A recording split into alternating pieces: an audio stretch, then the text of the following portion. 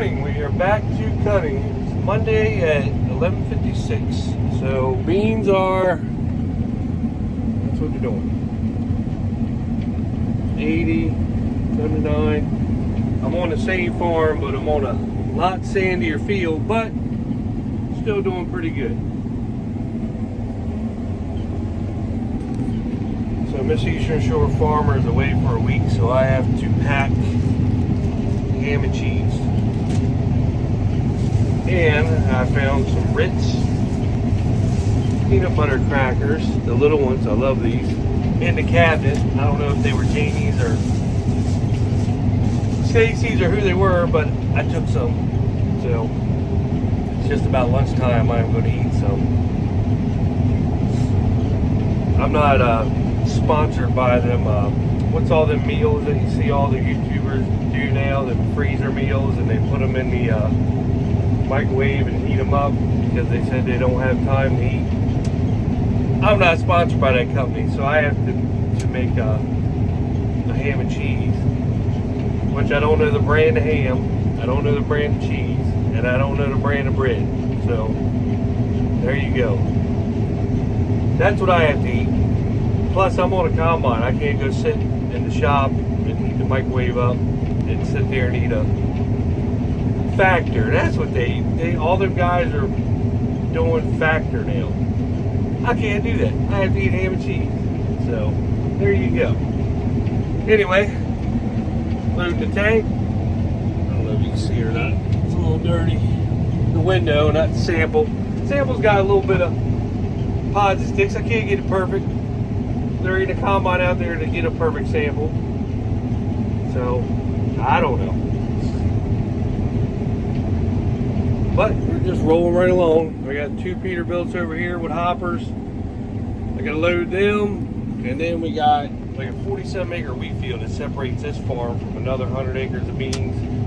But the wheat field's not that wide, so instead of dropping the head, going all down the road, I'm gonna go about across the 200-yard wheat field of ours. It won't hurt it with the header on, because then I got 100 acres of beans right on the other side of that wheat field. So I'm just going to go right across that wheat field, won't hurt it one bit, and start cutting over there as soon as I get this field right here done. So that's the plan for today, Monday. And let's hope the combine doesn't catch on fire, because that's all that's going around here. It's so dry. Beans are so dry, the fodder's so dry. It's just, combines are catching on fire like crazy. So I blow this thing off, grease it. I try to do everything right, but some shit you just can't prevent. So have a happy Monday, everybody. Good morning. It is Tuesday, I believe. I'm back to cutting. I cut all night, loaded all 3 hoppers. Bullwinkle hauled them this morning. I got this much left of the big field. And then I got 2 more fields in the back of the barn, or back of the farm. And then we got to move back home. I got 100 acres there that I left. I got to do that. Then I got 120 acres down the road. Then I got 60 acres. And then I got another 65 acres. And that will be the end of harvest. So what's that? 1, 2, 3, probably 75 here. About 400 acres left of soybeans. And we will be done. So they're still yielding good. Sometimes you'll hit 60, 70, 80. Sometimes you'll hit, I think the field is doing 68 right now, average for wheat beans. So that's pretty good, I think.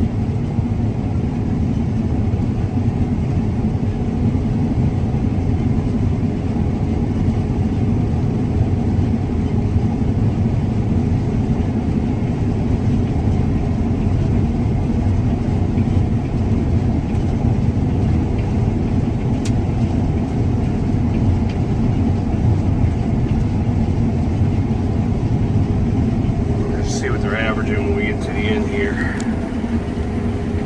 but they're doing very well for wheat beans. Even for early beans, these are doing better than I think 90% of people's early beans that didn't have irrigation on them, because they just didn't yield. I know our early beans, I think they went like 50, 55 or something.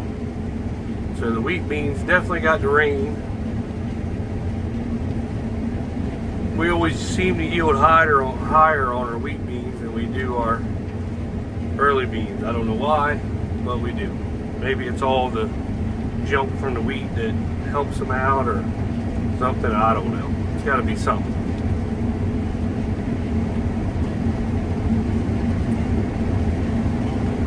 So we'll get to the end. We'll see what she's averaging now. I think it started at 68. So we'll check her out.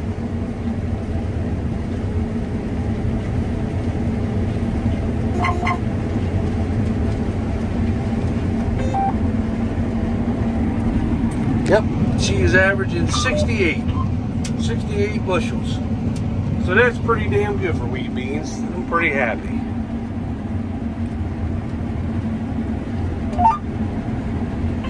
A lot of people don't want to show you their yield or average, but I don't give a shit. Well, I mean, what's it matter? This is what they're doing.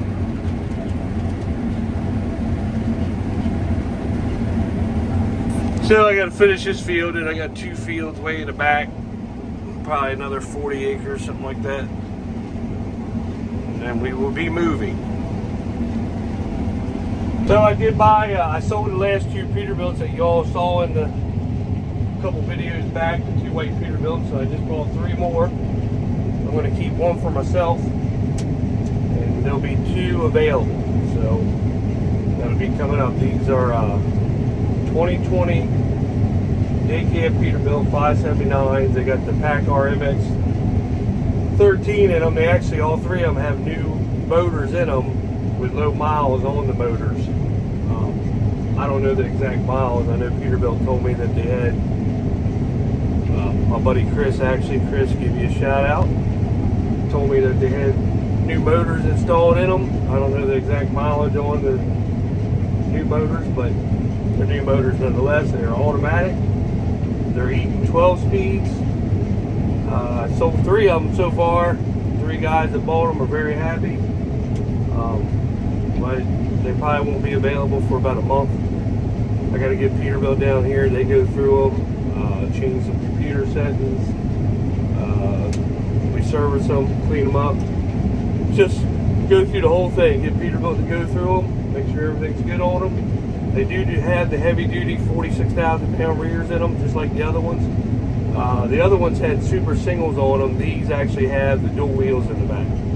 So if anybody didn't like the other ones because of super singles, I got 3 of them with dual wheels. Well, I got 2 of them. I'm actually going to keep 1 personally for myself. And so yeah. But they're all 3 identical. They're twins. So they're triplets. I guess we would call these triplets. So if anybody's interested, hit me up on here, but they won't be ready for a month. We're going to pick them up Friday, but by the time we service them, clean them up, buff them out, wax them, inside and out, get Peterbilt down here, they go through them, all that kind of stuff, hook the computer up, make sure everything's good. It'll be about a month before they're available, so if you're interested, hit me up. Alright, so I just got moved back to the home farm. We got 100 acres here, and then we got some over on the other side of the woods there. So the beans are doing fairly decent. Dry. So pretty much all the beans are running that we've been in so far. All the wheat beans anyway. Early beans weren't, but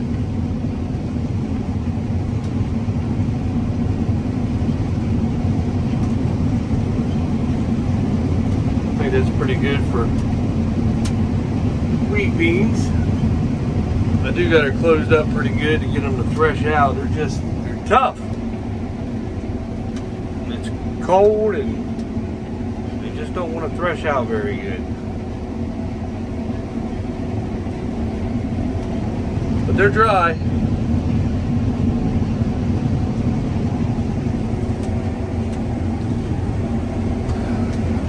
Make my way around here.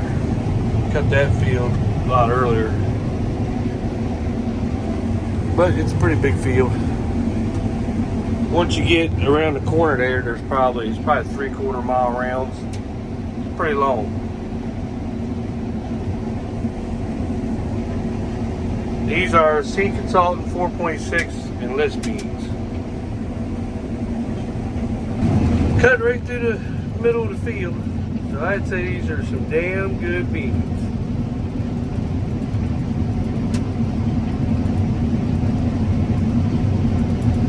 I'm not actually in the middle.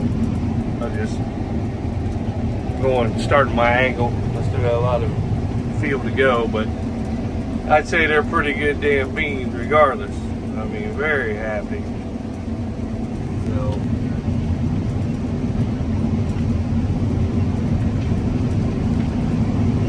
that's pretty good, pretty good, pretty good.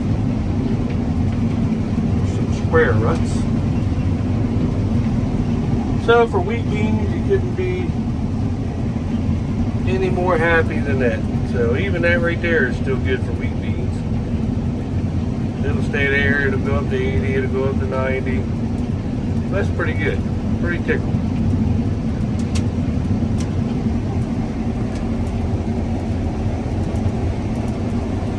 It's a lot better over there, so we'll have to see what that is once I get over there.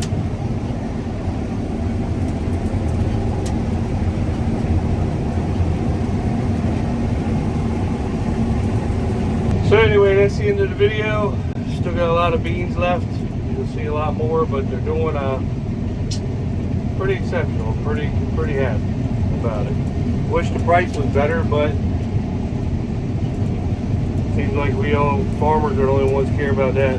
People that buy them, trust me, they want them as low as they can. So like, subscribe, share. Hope every farmer's having a good harvest, safe harvest, a lot of good yields. And I'll see you in the next video.